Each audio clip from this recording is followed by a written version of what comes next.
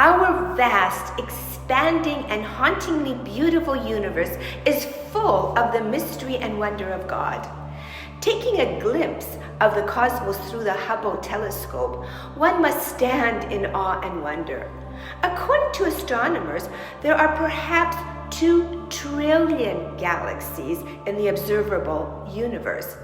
The most distant are so far away that the light from them takes more than 13 billion years to reach us. Our tiny planet is just a speck in this vast cosmos, yet it is full of life, miracles, and the extraordinary. Throughout the ages, those with religious sensibilities perceive the cosmos as a gift from God. Not only is everything a gift from God, but all of creation is truly a reflection of the face of God. Each galaxy, cluster, and nebula, the stars above and the seas below, every mountain, every human being, even the tiniest of insects is filled with the presence of God. Life has developed on this blue planet to become extraordinarily diverse. However, these are gifts, ecological marvels that took billions of years to evolve, are now at grave risk. Powerful political and economic interests are threatening the survival of indigenous communities, marginalizing the poor, and deepening inequalities among people. Along the way, countless species all around the globe are being wiped out. Gus Speth, an American environmental lawyer and advocate, wrote, "I used to think the top environmental problems were biodiversity loss, ecosystem collapse, and climate change. I thought that with 30 years of good science we could address these problems, but I was wrong. The top environmental problems are selfishness, greed, and apathy. And to deal with those, we need a spiritual and cultural transformation. And we scientists don't know how to do that." Religions are about spiritual and cultural transformation. Pope Francis heard the cry of the poor and the earth and has responded. As religious leader of the Universal Church, he is exhorting humanity to care for the spiritual welfare of society, to preserve and sustain the environment, to ensure sustainability and longevity of the earth for future generations. In the Papal encyclical Laudato Si, Pope Francis calls all human beings to come together to improve human rights and respect human dignity, to attain social and economic justice, to affirm our moral responsibility to be good stewards of the earth, and to care for all of creation. The Catholic Church is a communion of many churches, the largest being the Roman or Latin Church. But there are also 23 Eastern Catholic churches, each with its own liturgical, theological, spiritual, and disciplinary patrimonies. Through their unique charisms, the Roman and the Eastern Catholic churches can respond in complementary fashion to ecological and environmental concerns. It is critical to recognize the unique contributions and potentials of both Western and Eastern traditions so that the world can draw upon and integrate the full breadth of the theological traditions in the understanding of God's vision for all of creation. I am thrilled that we are about to share this wonderful series with all who want to learn about the Universal Church's vision, both East and West, and her forms of celebration. We live in a time where environmental challenges prompt us to change our ways. In direct response to the encyclical, let us widen our circle of compassion to embrace all living beings and the whole of nature in its beauty.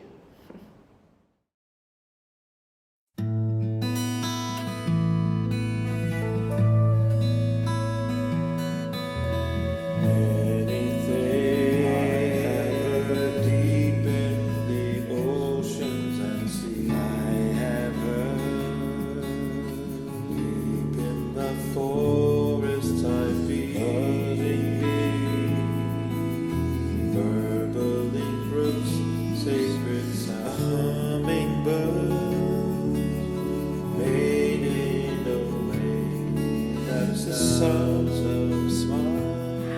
Welcome to the first episode of our exploration of Laudato Si, the papal encyclical about the environmental challenges.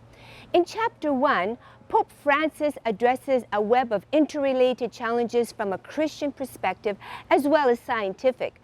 Pope Francis's commitment to and confidence in science is clear in his opening statement in his encyclical. I will begin by briefly reviewing several aspects of the present ecological crisis with the aim of drawing on the results of the best scientific research available today, letting them touch us deeply and provide a concrete foundation for the ethical and spiritual itinerary that follows.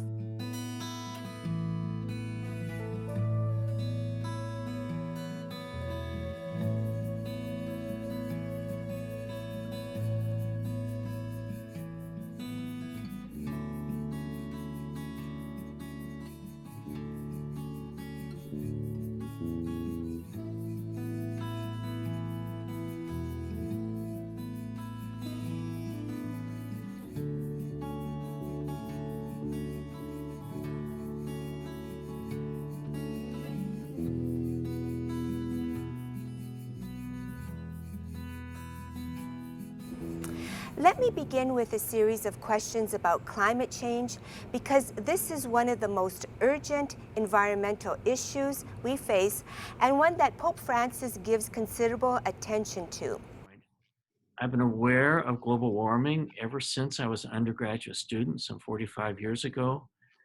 And ever since then, I've been watching this planet getting gradually warmer and watching as that gradual warming has accelerated to the point that, as a physicist, I have the sense that our climate system is lurching towards catastrophic failure.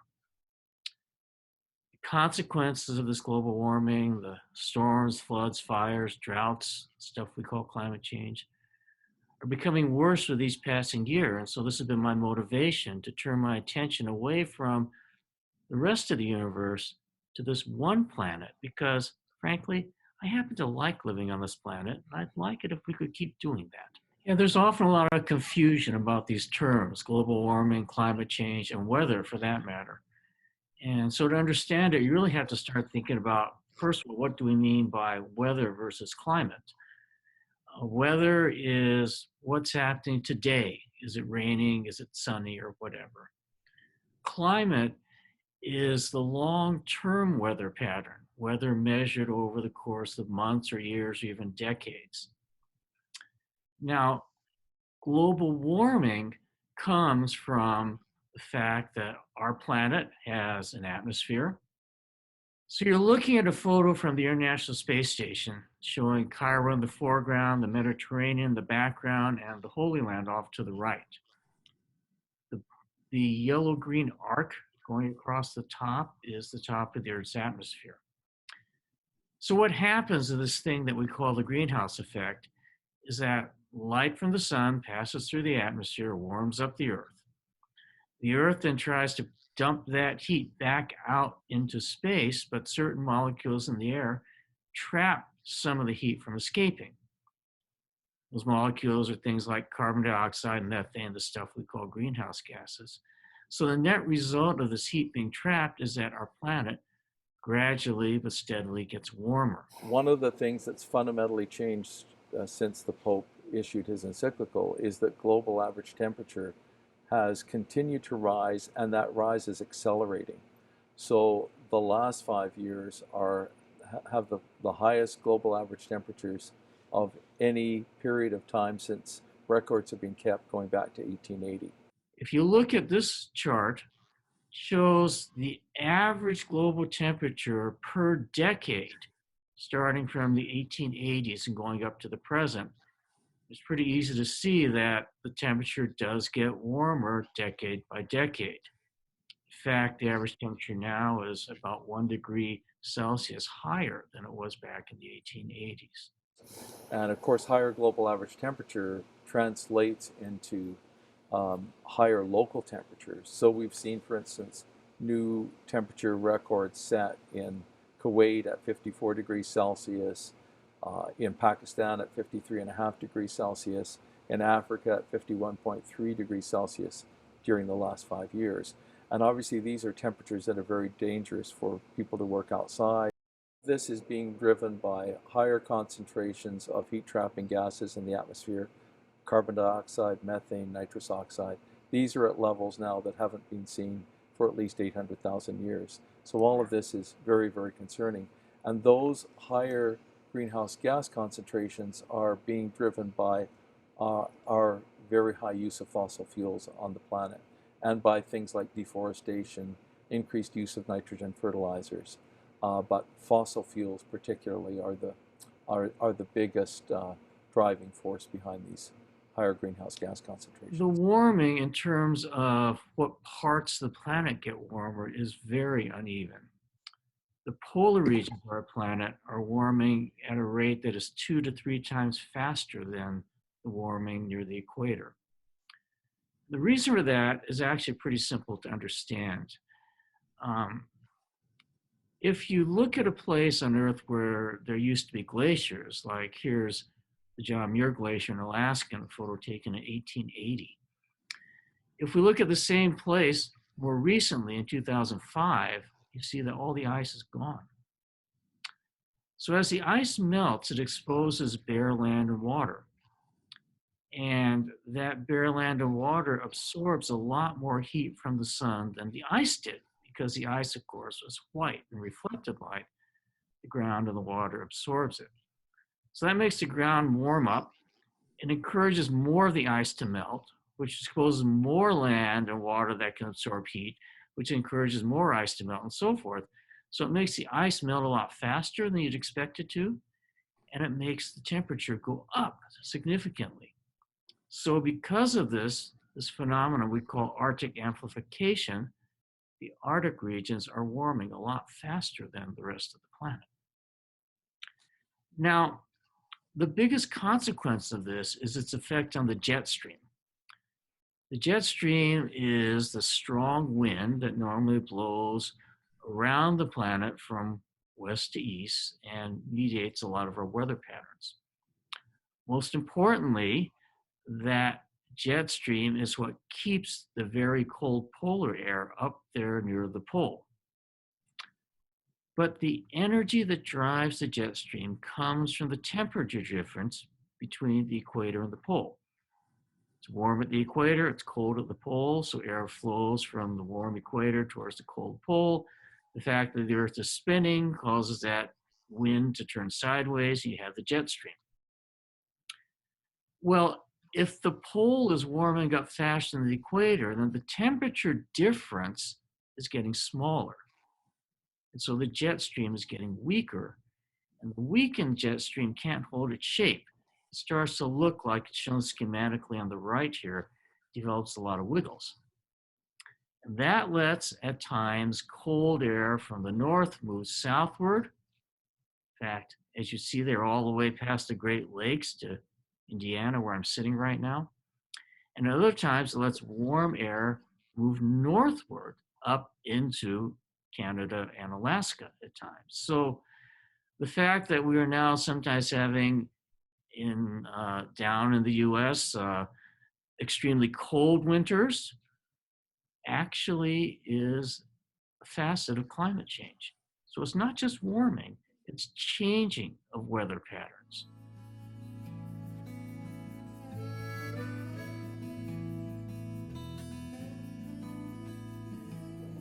Based as you and I are in Western Canada, what in your mind has been the most important ways in which climate change has changed the lives of residents in Western Canada up to now?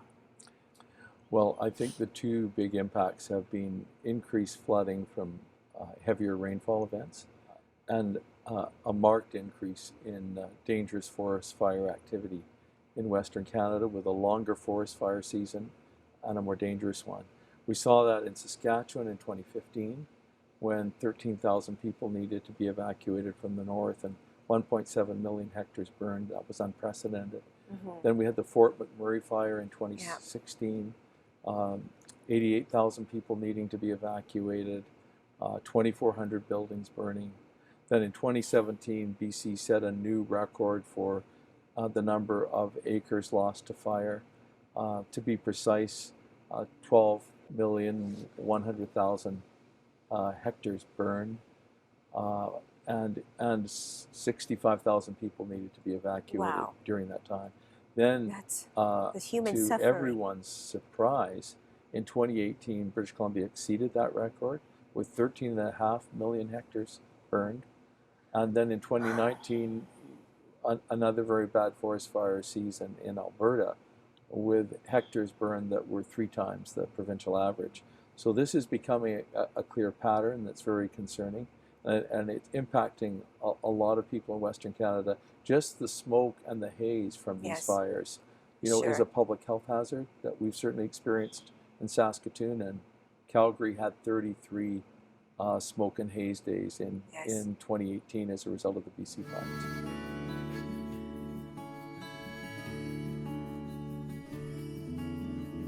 Can you explain for us why sea levels are rising in response to higher global average temperatures?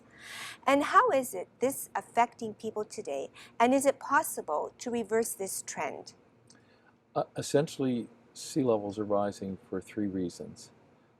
As global average temperature goes up, most of that additional heat is being absorbed by the oceans. So the higher concentration of greenhouse gases in the atmosphere is radiating more heat back to Earth. And the oceans are taking up about 93% of that extra heat. It's amazing. The result of that is that as water warms, it expands. So that's one of the reasons that sea levels are rising. A second reason is that mountain glaciers are melting, and that meltwater is running into the oceans. We're experiencing that in the Rockies in Western Canada today. And a third important reason is that there's increased melting taking place on Greenland and in parts of Antarctica. The melting on Greenland is particularly concerning, and it's really accelerated. It was about 34 billion tons a year back in the 1990s. Temperatures have spiked on Greenland, and now we're seeing melt rates of more than 200 billion tons a year in the last several years. All that water is running into the ocean. That's one of the reasons that sea levels are not only rising, but sea level rise is accelerating. This graphic, first of all, shows you the consequences of what happens as the sea level rises. So if the average sea level rises by 1 meter, 2 meters, 4, or 8, the areas in red will be underwater, and underwater in the sense of average sea level. So how high is it going to rise, say by the end of this century, by 2100? Well, the UN science reports tell you that the sea level rise will be, I don't know, maybe 20 centimeters or so. It's not a lot. It's enough to make a difference, but it's not a lot. But that's based on old data. And one thing you have to understand is that it takes a long time for new scientific research to be validated and then to get out into public notice and then to get put into government science reports. There can be a delay of like 5 or 10 years. Recent research based on data that we did not have in prior years, such as an understanding of the topography of land under the ice in Antarctica, the way that deep ocean currents are changing and bringing warmer water close to the South Pole, and information coming from looking at historical times when the Earth was much warmer, many, hundreds of millions years ago. It all adds up to the idea that we may be looking at a sea level rise by the end of the century of somewhere between 3 and 5 meters. That's a lot. Look at this lower left chart of what a 4-meter sea level rise would be doing. It wipes out the whole southern part of Louisiana. That's the Mississippi Delta. New Orleans is gone. The whole southern tip of Florida is gone. And the same thing will be happening in coastal areas all around the world. So you're looking at a very large-scale disaster from sea level rise. But it's not just a future sea level rise we have to worry about. Because remember, I said this is average sea level rise. But you add in that high tides and storm surges. Well, if you look at coastal communities such as Charleston, South Carolina, and this picture taken just last summer, that flooded street, that's just high tide. That's now a normal high tide. And this too is happening in coastal cities all around the world. So it's already a big problem. It's going to get worse. As Pope Francis points out, all the megacities that are in coastal regions are at risk. Small island nations are very much at risk already. They're experiencing the impacts now. Examples of those impacts, first of all, people are being displaced. In some cases, whole villages are being displaced by sea level rise. Secondly, their water, drinking water is getting salt into it. Another problem is that agricultural areas on those islands are getting saline water in them, and cropland is therefore being destroyed. So these are the kind of impacts that are being experienced. Infrastructure is being flooded. Some island nations are worried that parts of their land or even their whole country could ultimately become uninhabitable.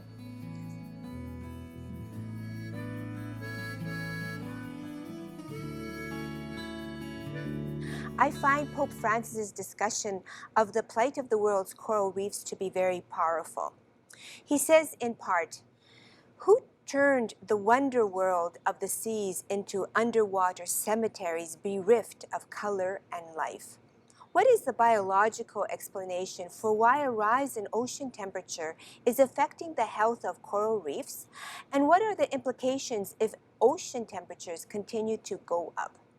Now, what's happening is that as ocean temperatures continue to go up, the algae experiences stress. Coral reefs thrive in ocean temperatures of 21 to 29 degrees Celsius. And if temperatures go beyond that, the algae stops producing food for the coral polyp as efficiently as it normally would, and the coral polyp ejects the algae. Coral polyp can't survive without the algae. And so what's happening to the coral reefs around the world is that they are now in decline because we're getting more and more marine heat waves on the planet. In fact, 84% of the ocean experienced at least one marine heat wave last year. What the scientific community is saying is that if global average temperature is allowed to rise another full degree Celsius, we're going to lose all the coral reefs on the planet. If we want to keep some of them, we have to limit the rise in global average temperature compared to the pre-industrial era to about 1.5 degrees Celsius. It's currently gone up 1.1 degrees Celsius, as Pope Francis points out. And they're a source of food security for 850 million people in the world. A quarter of all marine life spends part of its time in a coral reef ecosystem. So to lose these would be just an incredible loss. And I think, it is unethical, in my view, for human civilization to conduct its activities in such a way that we put the future of coral reefs on the planet in jeopardy. And that is precisely what's happening. And again, it's being driven by our use of fossil fuels, deforestation, other human activity that is driving up greenhouse gas emissions in the atmosphere. Staying with the theme of the oceans for a moment, Pope Francis expresses concern in paragraph 24 of Laudato Si about carbon dioxide pollution, increasing the acidification of the oceans. Can you give us more detail on exactly what this involves and explain what the implications are for marine life? Right. As human activity pumps more and more carbon dioxide into the atmosphere, primarily from the burning of fossil fuels and deforestation, the oceans are taking up more of that carbon dioxide. And as they do so, they're becoming more acidic. The ocean waters are 26% more acidic than they were 100 years ago. And this is a real risk for shell-forming marine life, in particular oysters, mollusks. It's also a real risk for coral reefs, which will dissolve in more acidic water. So it's another reason why we have to address our fossil fuel use on the planet. Ocean acidification is very much impacting Canada. All our waters off all three coasts of Canada are becoming more acidic. It's particularly concerning in the Arctic, where the rates of acidity are increasing rapidly. And, you know, it's going down more than 1,000 meters below sea level. So it's really of great concern.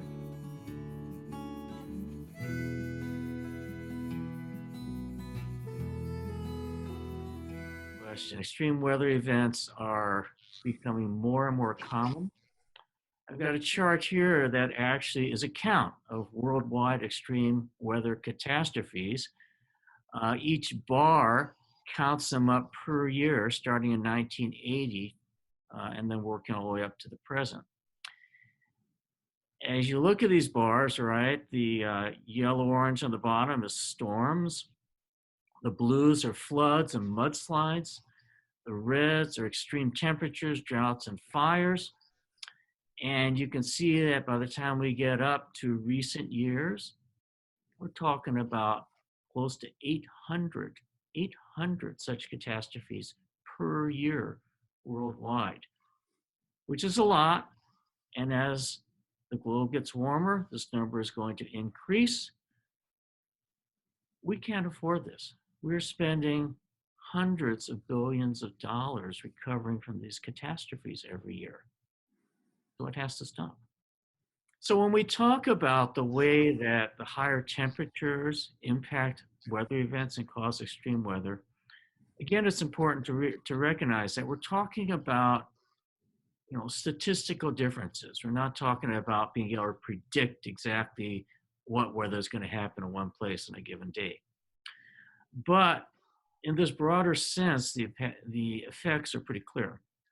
Take hurricanes, for instance.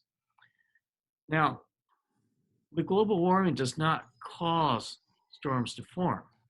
What it does do is make storms that form often much stronger. And that's because we're making the temperature of the sea surface get warmer. And as the sea surface gets warmer, it drives more energy into storms. So that would have been ordinary smallish storms become large, strong hurricanes. So we can expect, as time goes on and as our planet gets warmer, we're going to see more and more storms become extremely strong hurricanes, such as this one you're looking at. This is Hurricane Laura that impacted the Texas coast of the US recently. We also get inland hurricanes. This is a thing called a derecho. It's actually a hurricane on land driven by the fact that the temperature of the land surface is getting so hot. And these things will move across the country pretty quickly like a hurricane does. And like hurricanes do, drop a lot of rain. And that's the other point here. Because the air is warmer, warm air can hold more moisture. So when a storm like this derecho or like a hurricane gets ready to dump rain, there's a lot more moisture for it to collect and therefore a lot more rain to dump. Plus, because of that weakened jet stream, the storms do move slower than they used to. And so sometimes the storms will stall and dump all that rain on just one place, leading to catastrophic flooding. Ironically, in addition to floods, we also get droughts. Part of the reason for this is because of, well, it's warmer. So water evaporates out of the ground, drying it out. The other problem is if we're dumping lots of moisture in certain places, causing floods, it means that other places get a lot less rain. And the typical pattern that we're seeing or predicting is that places that are normally wet are going to be a lot wetter. Places that are normally dry are going to get a lot drier. So drought is becoming a critical part of the weather patterns from climate change. And then just to make it even more, I don't know what, or catastrophic. When you have droughts, vegetation dries out, trees dry out and die. And so when a fire starts, it's got a lot of dead, dry vegetation and wood to burn. And so fires tend to burn out of control. So while we used to have wildfires happening from time to time, but controllable, now when a wildfire starts, it often becomes absolutely uncontrollable. In my home state, California, for instance, last summer, we had wildfires all up and down the state, generating so much smoke, the smoke actually traveled clear across the continental US. In fact, way over in Indiana, I was seeing red sunsets caused by smoke from fires over in California. So you see that climate change causes a lot of weather catastrophes, storms, floods, droughts, fires, not to mention the secondary effects, such as disruption of food production, shortages of fresh water, transmission of diseases. We've really got a mess on our hands.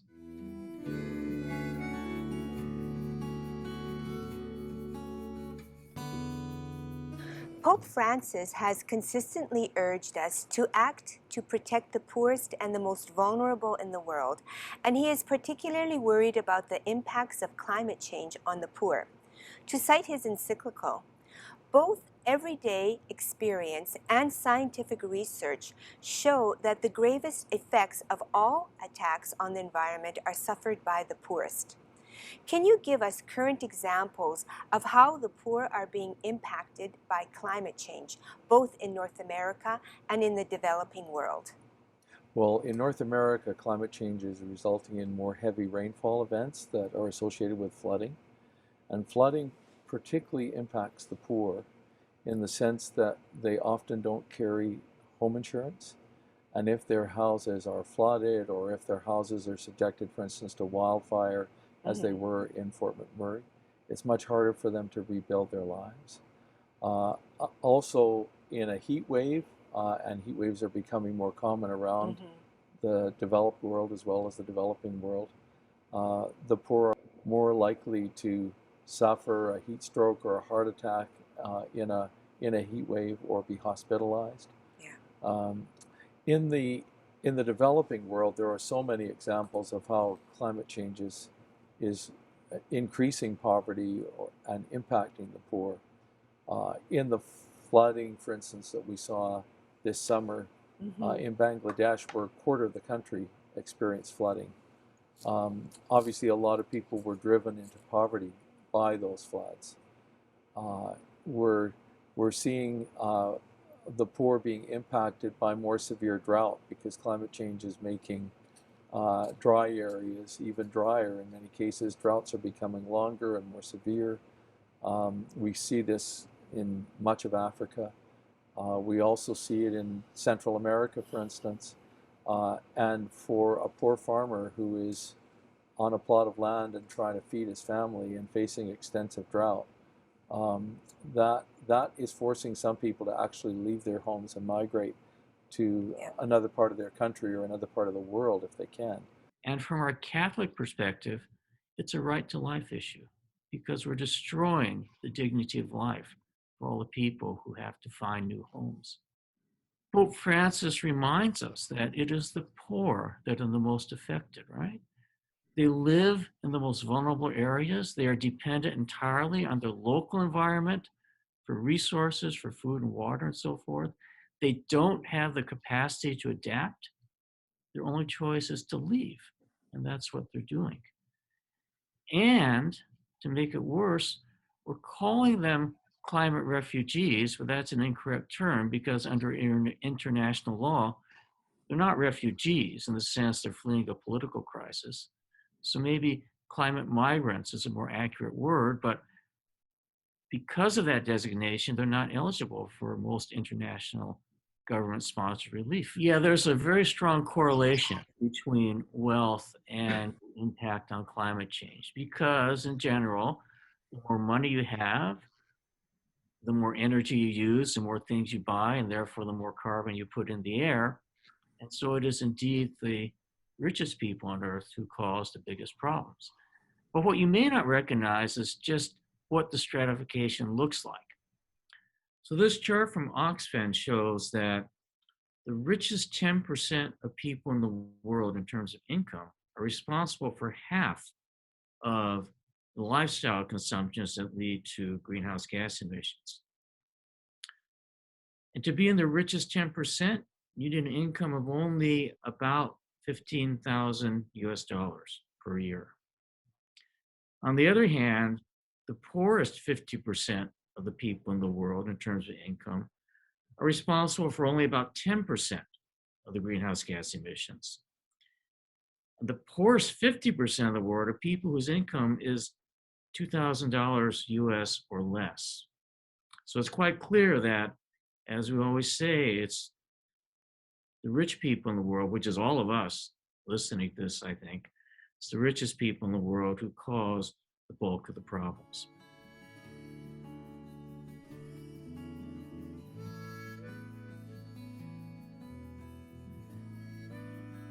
Pope Francis has urged collective action and international cooperation to solve the climate crisis and address the unsustainable path we are on. Writing in early 2015, he laments the lack of progress on this front, saying, "It is remarkable how weak international political responses have been. The failure of global summits on the environment make it plain that our politics are subject to technology and finance. There are too many special interests and economic interests easily end up trumping the common good and manipulating information so that their own plans will not be affected." More than 5 years have passed since these words were written. What is your current assessment of the international response to the climate crisis?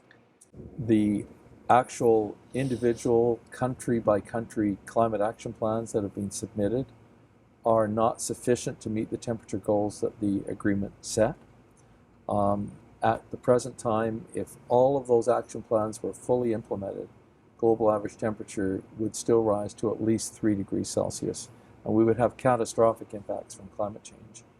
It's so imperative that the global community follow the advice of Pope Francis and work together collaboratively. Every country in the world needs to be a participant in this process. And right now, many countries are not putting forward ambitious plans. What level of greenhouse gas reduction globally is required to successfully implement the goals of the Paris Agreement? Well, if the goal of the Paris Agreement is to focus on holding global average temperature to no more than 1.5 degrees Celsius, then we essentially have to achieve a 45% reduction in our greenhouse gas emissions in the decade ahead. And we need to be carbon neutral by 2050. In other words, we need to virtually have eliminated man-made greenhouse gas emissions into the atmosphere. And to the degree that we release them, we need to offset them through things like planting more trees to sequester carbon, for instance. Yeah. What has been Canada's response to the Paris Agreement? The Government of Canada's response to the Paris Agreement has been one of support for it. Canada was an early signatory, and we've ratified the agreement, and we've joined with 100 other countries in committing to achieve net zero greenhouse gas emissions in Canada by 2050. And in the decade ahead, the Government of Canada has committed to reducing greenhouse gas emissions 40% below where they were in the year 2005, and to achieve that by 2030. So that comes pretty close to what the UN was requesting, which was a 45% reduction in the coming decade. Canada has also taken specific actions that are aimed at achieving that 2030 target. So, for instance, the government has implemented a carbon tax. As you know, that's been controversial, but the government has stuck to its guns. And the carbon tax is, in 2021 was $40 a ton. It's going to be $170 a ton by 2030. The government's also implemented a number of other key measures. For instance, they've introduced national regulations to reduce methane emissions in the oil and gas sector. Those are in place now. They've signaled that that they want new fossil fuel cars to stop being sold after 2035. And they're promoting instead electric vehicles and incentivizing those. The government has also introduced a national retrofit program for homeowners to encourage them to upgrade the energy efficiency of their homes, and there's grants associated with that program. And they've also worked with industry to reduce emissions in sectors like the steel sector, the cement sector, and they're promoting and providing financial assistance for net zero emission buses for municipalities, and they're investing in public transit, and they've signaled that they want to see an end to coal mining for thermal purposes and for steel manufacturing purposes in Canada. So no new thermal coal mines. Those measures indicate to me that the government is making a serious effort at achieving their 2030 target. But it's going to be a big task to reduce Canada's greenhouse gas emissions by 40% in the coming decade. But at least the federal government is attempting to move in the right direction. What has been Saskatchewan's response to the Paris Agreement? I would think it's fair to say Saskatchewan's response has been to kind of ignore the Paris Agreement and to submit a climate action plan that doesn't in any way reflect the goals of the Paris Agreement. But I think the government of Saskatchewan is more serious about actually implementing the plan this time on a positive note. But really the Saskatchewan's plan doesn't in any way align with the objectives of the Paris Agreement. And I think what makes the plan unacceptable is not only its lack of ambition, but the fact that we're starting from such very high greenhouse gas emissions in this province. You know, our emissions in Saskatchewan are higher than Finland's with a population of 5.1 million, higher than Sweden's with a population of more than 10 million, higher than Norway's, that is an oil-producing country. So this is really not a very ambitious plan. And essentially, the other thing we need to bear in mind is that, Saskatchewan's emissions are more than 3 times the national average in Canada. Per capita emissions in the country as a whole are 19.5 tons per person. In Saskatchewan, for our whole economy, taking account then of our population base, it works out to about 68 tons per capita. When I think about the top 3 things we could do, my first pick would be phasing out coal-fired power plants in the province. They're a big greenhouse gas emitting source, and they provide about 40% of our electricity. We need to replace that with importing more hydro from Manitoba, expanding our investment in wind and solar, and combining that with energy storage so that we store that renewable electricity and put it onto the grid when it's needed. And much bigger investments in energy conservation and energy efficiency, which so many other jurisdictions have done very cost effectively, and we haven't really gotten into that in a deep way in Saskatchewan. So that would be my first pick. My second pick in the transport sector would be, to reduce the speed limits on our divided highways and incent the purchase of much more fuel-efficient cars in the province. And my third pick would be to really regulate the oil and gas sector much more tightly. A ban, for instance, on the venting of methane into the atmosphere when oil is extracted from the ground. Much tighter regulation of methane leaks. The province is planning to take some action in that regard, which is good, but it could be even more ambitious.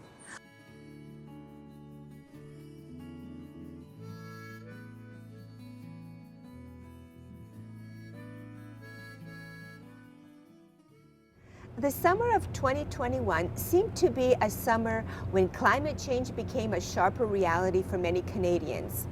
2 events that really struck home for me were the heat wave in British Columbia that led to a terrible fire in Lytton and the drought we experienced here in Saskatchewan.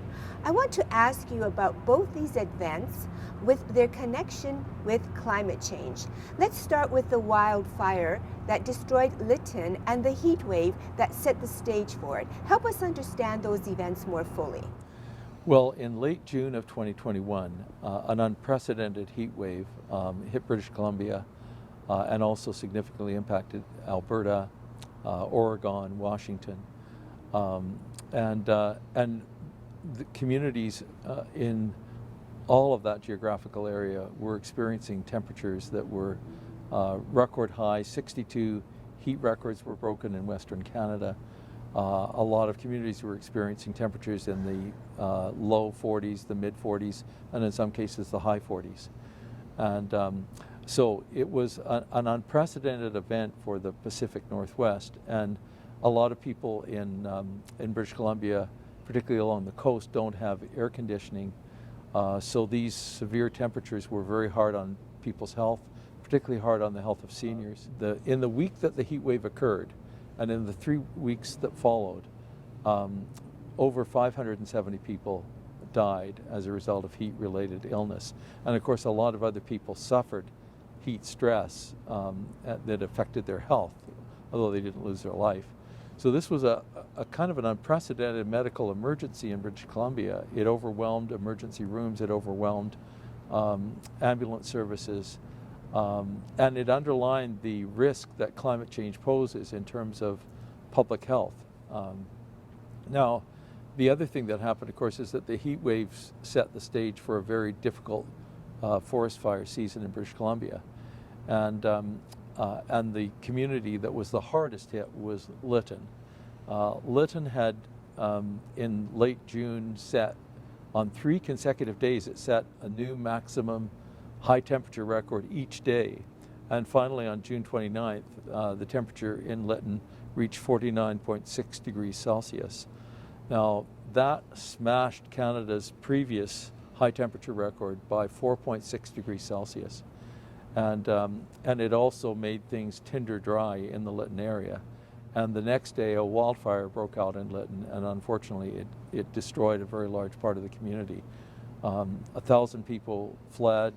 Unfortunately, 2 people died in the village, and the majority of houses in Lytton were completely destroyed. And so was the RCMP detachment and the local grocery store and the emergency health clinic and the hotel. So it was devastating for the community. And the heat wave was devastating for British Columbia. Now, climate scientists from around the world analyzed the heat wave in subsequent weeks, including 27 scientists that are part of the World Weather Attribution Group. And they concluded, after a careful examination, that the heat wave would have been virtually impossible without the impact of climate change, and that it was made at least 150 times more likely by climate change impacts. So there's a very clear linkage, I think, now that's been established between the heat wave and climate change, and of course between the wildfire that broke out in Lytton and climate change. So climate change made the circumstances a lot worse than they otherwise would have been. I was deeply troubled by the severe drought that hit Saskatchewan and other prairie provinces in the summer of 2021. Farmers and ranchers really suffered. What role do you think climate change played in the 2021 drought? Well, I think climate change made the 2021 drought worse than it otherwise would have been, and was clearly a factor in the drought. One of the things that is clear now about climate change impacts is that dry regions all around the world are becoming drier in many cases because of climate change impacts and the higher concentration of greenhouse gases in the atmosphere. And I worry a lot that Saskatchewan, which already faces droughts naturally from time to time, that those droughts could now be made worse as a result of climate change. And I think we saw an indication of that this year in 2021. There are 3 reasons why I think climate change played a role in the 2021 drought. First of all, we had the heat wave that started in British Columbia and in early July impacted Saskatchewan. And that heat wave was clearly caused in part by climate change. So its effect in Saskatchewan was to impact land that was already dry. Some parts of Saskatchewan were already facing partial drought. And so it made everything worse, and pastures dried up, Farmers faced difficult circumstances. Some ranchers were faced with the situation where they had to sell off part of their cattle herd because there wasn't feed either available on their land or on neighboring land. So that created a lot of difficulties for the farming and ranching community. A second reason why I think climate change was a factor is if you look at the global context and the North American context that clearly impacted Saskatchewan. June, July, and August of 2021 were the 3 hottest months on land that the planet has ever experienced globally. So those are referred to as the meteorological summer. So it was the hottest meteorological summer on record globally on land. And in North America, it was the second hottest meteorological summer on record. So you could see the impact in Saskatchewan in the sense that, for instance, we had a remarkable number of very hot days.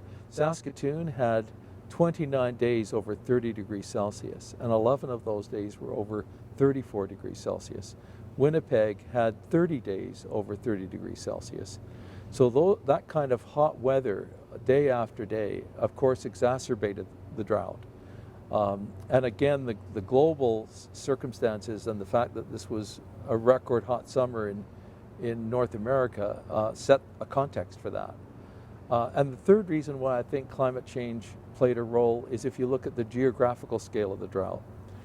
Normally when we have drought, not all of Western North America is in drought, but large portions of Western North America were in drought in the summer of 2021.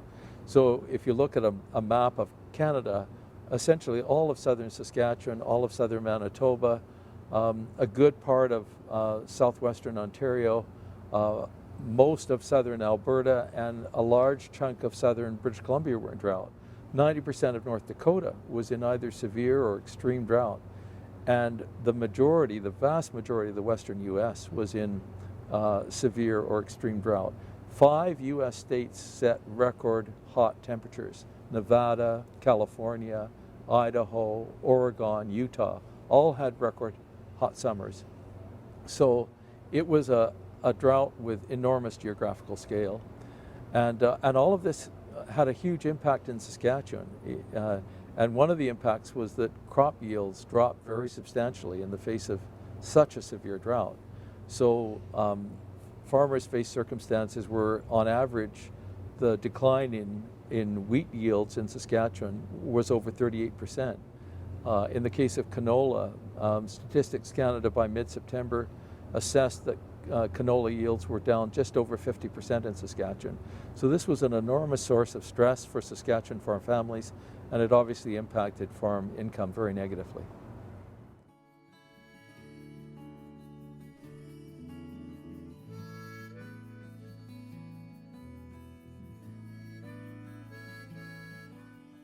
One of the other important themes in Laudato Si is Pope Francis's deep concern regarding the decline of biodiversity on the earth and the loss of species. Each year sees the disappearance of thousands of plant and animal species which we will never know, which our children will never see, because they have been lost forever. The great majority become extinct for reasons related to human activity. Because of us, thousands of species will no longer give glory to God by their very existence, nor convey their message to us. We have no such right. Explain to us, if you could, the various factors driving the biodiversity crisis and the linkages between biodiversity decline and climate change. Well, biodiversity decline is taking place in significant part because habitat is being lost. Mm-hmm. And that's occurring because human beings are moving into habitat that wildlife was occupying. So we're seeing very worrisome biodiversity decline. For instance, land-based mammals have declined by at least a fifth over the last 40 years. We've seen very sharp decline in river-based marine life. So not in the oceans, but in the rivers, about 2/3. worldwide. So this is a big drop. And we're also seeing a decline in marine life, about a fifth over the last 40 years. So these are, very concerning. And many scientists are talking about the risk of sixth extinction in the world. And they're emphasizing that we rely on the natural world for our own food production, for pollination services, for the cleansing of water, and for many, many other ecosystem services that human beings rely on. So we need to maintain the biodiversity of the planet, and we're allowing it to be exploited and to slip away on us. So this really means that human beings need to put less pressure on the natural world. And we've lost, for instance, our bird life on the prairies has declined markedly since 1970, about a 40% decline. A lot of the natural prairie has been lost. Only about 4% of the 24 million acres that were originally natural prairie are still in good condition in Saskatchewan. So we have biodiversity issues to address in this province. And therefore, we need to pay more attention to, for instance, expanding our protected areas network in the province. Yes. And working with Indigenous people and rural people in terms of measures that can be taken to conserve nature before we damage it any further.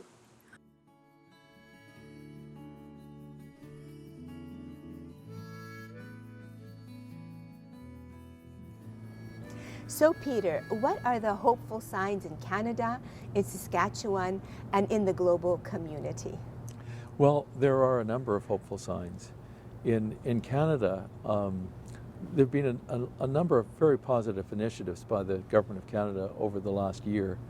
One of them, of course, is that Canada has now set a target for greenhouse gas emission reduction that is much more reflective of good science and that is more ambitious. So the federal government is aiming for a reduction of at least 40% in greenhouse gas emissions nationwide by 2030 as compared to where we were in 2005. A second positive development is that the Government of Canada, I think, has become more serious about recognizing the biodiversity crisis and is setting more ambitious goals for protected areas in Canada. The federal government is now aiming for achieving 25% of all Canada's lands as being officially protected by 2025 and 30% of those lands by 2030. So that's another positive development. And equally encouraging is that they're being joined in that effort by 50 other countries in the world, setting similar targets. So that's very positive.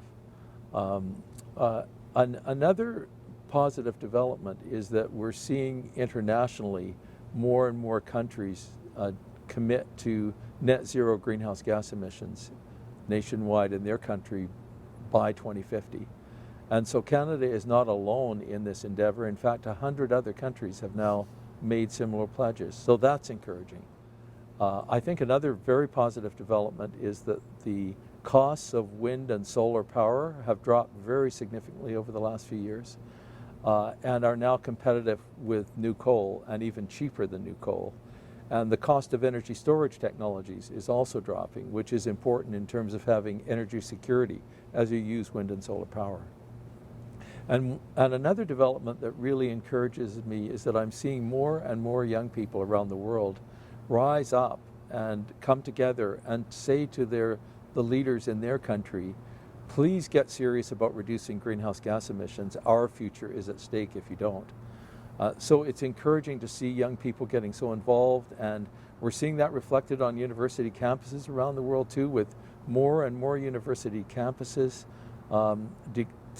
basically pulling investments out of fossil fuels and putting them into environmentally sustainable investments instead, at the request of the student body and often of faculty on campus as well. And we're seeing pension funds do the same thing, more and more investments in environmentally sustainable measures by pension funds. So that is all gives me hope. Now we need to accelerate those steps. We have a big task ahead, which is achieving a really major reduction in greenhouse gas emissions globally by 2030, attempting to cut them by at least half, and recognizing that that's critical to the future of human civilization. So I have reason to be optimistic, but I also know that the challenge ahead is a very large one.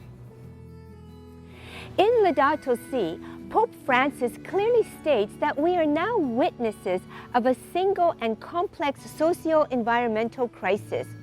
Noting the rise in sea levels, increase in extreme weather conditions, decrease in the planet's biodiversity, acidification of oceans, compromises in the marine food chain, and tragic rise of the number of climate refugees, Pope Francis criticizes those who ignores the problems of climate change, and particularly its effects on the poor.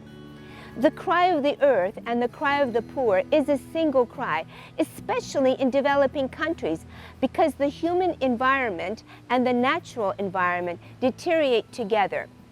That is a truth that the wealthy, who are too often insulated from all contact with the poor, need to understand. In the Eastern Church, God is experienced as the divine artist who hounds us through the beauty of creation, captivates and enthralls the soul, calling us into the celebration of the great dance of the cosmos. When we fall in love with the loveliness of His creation, we will be inspired to make the changes necessary to heal and protect our world. In this first chapter of Laudato Si, Pope Francis acknowledges, sadly, we had never mistreated and offended our common home as much as in the last 2 centuries. Faced with this human offensive against Mother Earth in the Anthropocene era, Pope Francis regrets the self-deception of the powers of this world that believe that everything can continue as is, as an alibi to maintain its self-destructive habits. Yet Pope Francis also refuses to accept this current situation as an inevitable unfolding tragedy, but sees it rather as a challenge for us to care for common home and for each other. Indeed, as never before in history, common destiny beckons us to seek a new beginning. Let ours be the time remembered for the awakening of a new reverence for life, the firm resolve to achieve sustainability, the quickening of the struggle for justice and peace, and the joyful celebration of life. With hope and spirit-filled poetic language, Laudato Si ends. Let us sing as we go. May our struggles and our concern for this planet never take away the joy of our hope. May we be worthy of the challenge.